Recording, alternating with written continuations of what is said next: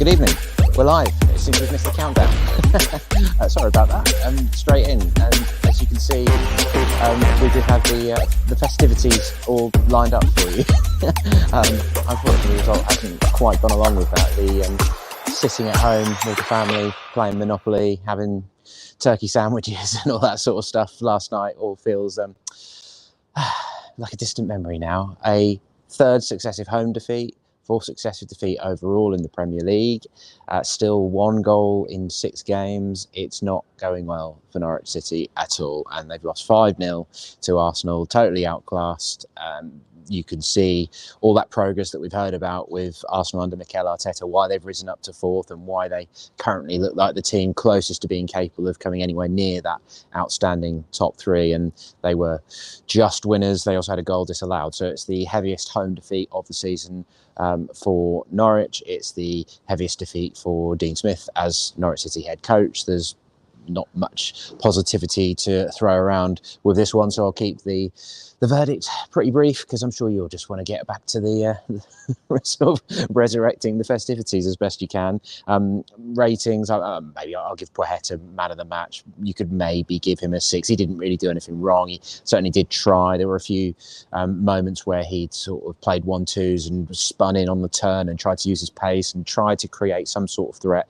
But maybe that would be being generous in the circumstances. Otherwise, I think I'd give everyone a 4, and Williams, Sargent, Gilmore and Kabak, I think, dip into 3s. Sargent, to me, just didn't look fit enough, so maybe that's being harsh. Gilmore didn't look much different to that game against Villa when we subsequently found out that he had a high temperature and was one of the players they suspected had COVID.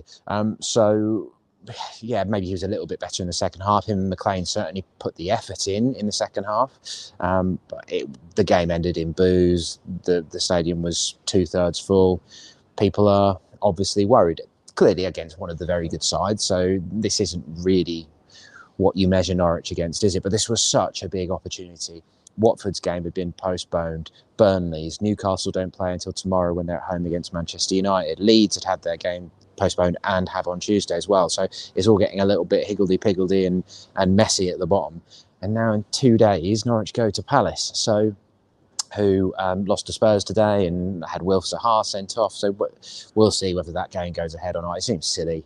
It really does, to be playing 2 games in 3 days at the moment. How can clubs even get COVID tests done accurately in that time span? I don't really know. But in terms of the stats, Norwich had 35% possession, 4 shots, 2 on target, although I'd say that's probably generous. Arsenal 14 shots, 5 on target, all of the goals. I thought was quite eye-catching. Norwich had 72% pass success completion rate, Arsenal 84%, and Norwich won 7 aerial duels and Arsenal 21. So Arteta isn't just playing the tippy-tappy football. They pressed hard, they worked hard, they were so quick and confident and classy, and they have got a bit of a resolute edge to them as well. So pretty impressive from Arsenal, but they're not really going to measure themselves against Norwich either, are they? I mean, look, they were able to bring on Nicholas Pepe, Emile Smith-Rowe off the bench. They combined for the 5th goal. It's just completely different levels, isn't it? You know, Norwich, it was a big deal for Norwich to spend 60 million in the summer. At the moment, it's not looking like it's going to be enough of an upgrade. Certainly not without Rashica and Norman in the mix as well. Arsenal spent 50 million on Ben White, who played right back for them today because they've got a few COVID cases, Tomiyasu and a couple of others, and they still dealt with Norwich absolutely fine.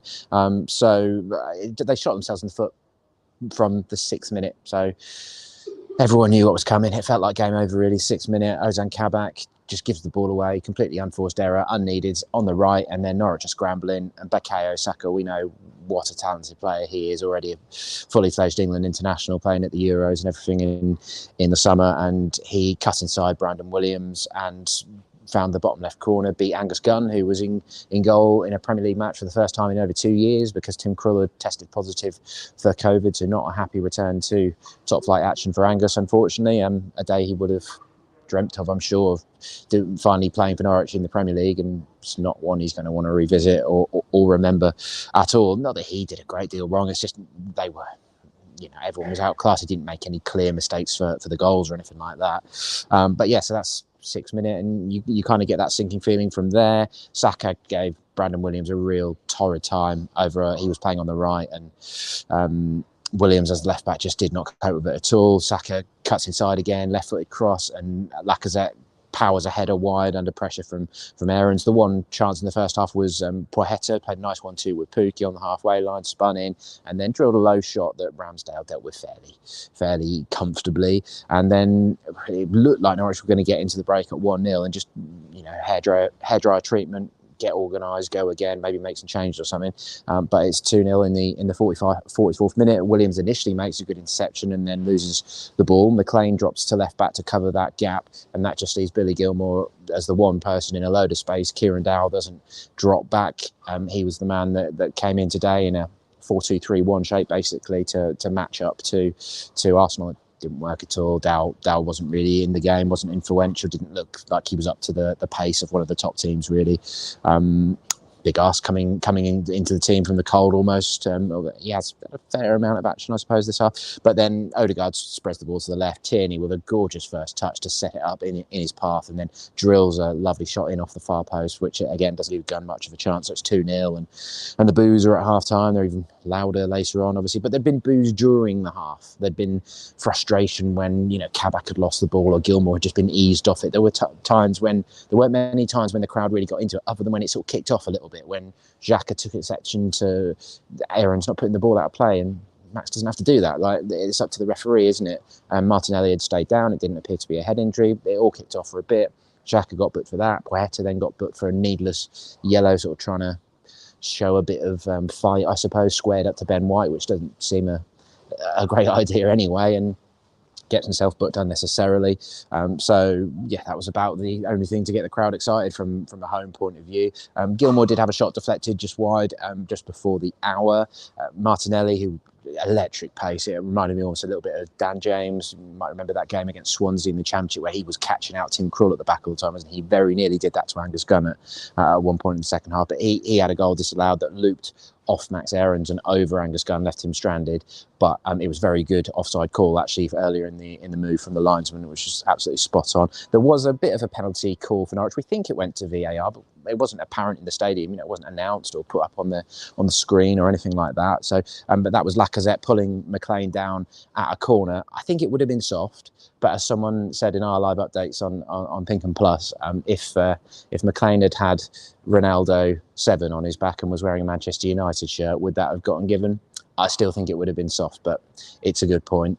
And then that goal comes in the 66th minute, and it's Saka, same again, really, just leads Williams a merry dance, twists and turns, cuts his way into the box, and then it's a lovely finish low into the left bottom corner past Gunn. 3-0, game over. Some people start leaving at that point. I think the attendance was probably a bit down today, but not as much as we thought it might be. I don't think they actually gave an attendance, but they included the season ticket holders anyway, wouldn't they? But I'd have thought it was still up around 25,000 or something like that. It wasn't like there were big empty spaces. There were a few, and yeah, so it's game over from that point.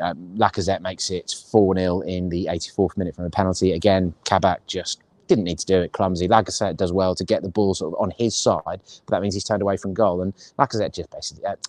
Kabak just barges him over, unnecessarily clumsy, and Lacazette sends Gunn the wrong way for 4-0, and then Smith-Rowe, who I said had come off the bench, Pepe squeezes a cross to the back post and just onside. VAR confirms that, and maybe 2 seasons ago, if we think the Pukki one against Tottenham, that might have been ruled out as a marginal, but I think it was level from the replays that I saw, and an easy tap in for 5-0, and certainly if people weren't already queuing for the exits at that point, they were then. So the players at the final whistle, it wasn't like there was loads of anger around here and people singling out players and arguing.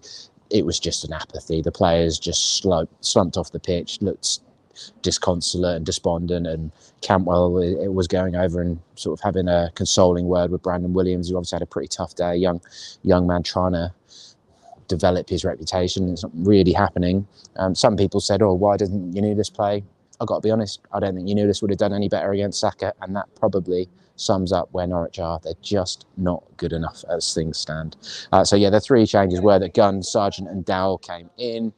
Krul, Cantwell and Sorensen were the ones that dropped out.